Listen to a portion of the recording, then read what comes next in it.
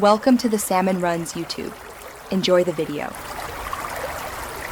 You start by verifying prerequisites. The load balancer and target group must already exist. Once done, identify their ARNs or ID so you can reference them exactly.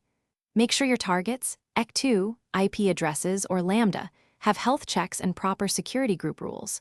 Now, open the Cloud Console or have your CLI ready with valid credentials and the correct region selected.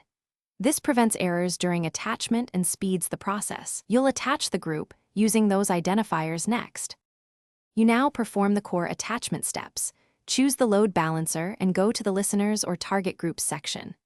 If using the console, pick the listener and edit rules to forward to your target group. If using CLI, run register targets or modify listener with the group ARN. Make sure you set the correct port and protocol and confirm the health check path matches your application.